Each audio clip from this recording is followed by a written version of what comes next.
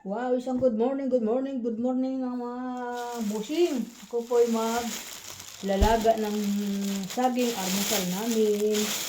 Kasi po yan, nahihinog na po yung saging. Ayan. Ito po yung saging ko na kinuha sa puno.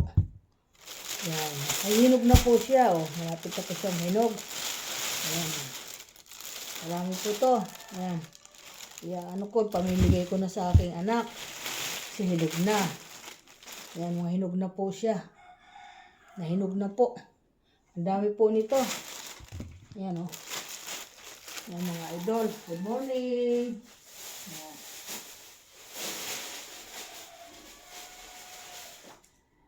Good morning everyone. Welcome to my vlog. Ako po maglalaga ng saging mga bossing. Ito po ang almusal ko ngayon. Almusal namin. Ito kasi mahihinog na po yung saging. Ayan. Ayan po.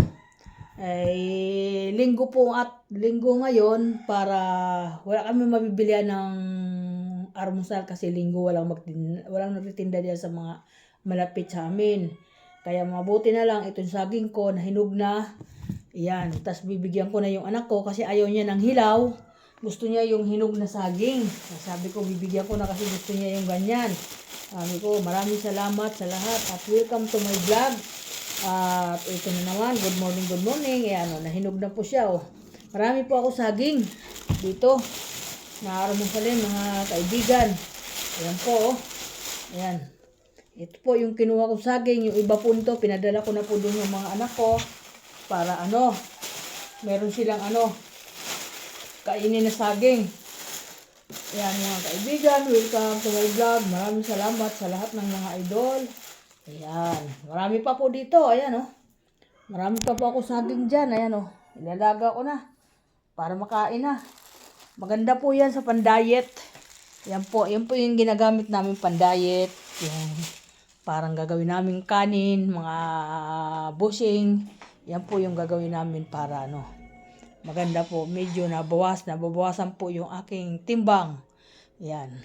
Gumagano na po. Kasi dahil sa saging po, nasaba. Kakain po tayo ng saging saba. Maganda po yan wala po yan sugar. Maganda po yan sa kalusugan mga kaibigan. Kaya yan po yung kainin natin. Bibili po tayo kapag wala tayo. Kaya may puno naman ako ng saging. Lagi namumunga. Kaya iyan ang kinukuha ko. Ay marami na naman. Mayroon na naman ako dun tumubo na bunga. Mayroon na naman ako dun titibain na saging. Yan. Walang tigil ng kabubunga dito sa aking tanim. Yung mga okra ko nga, Diyos ko, halos araw-araw kumakain ako ng okra. Ang galing po, ang galing, maganda. Maraming salamat sa Panginoon. Binibigyan ako ng libreng pagkain. Yan, di na po natin bibilihin sa atin mga palengke. Kasi libre na po yan. Tinanim lang, tapos namunga, kinuha, tapos maraming bunga.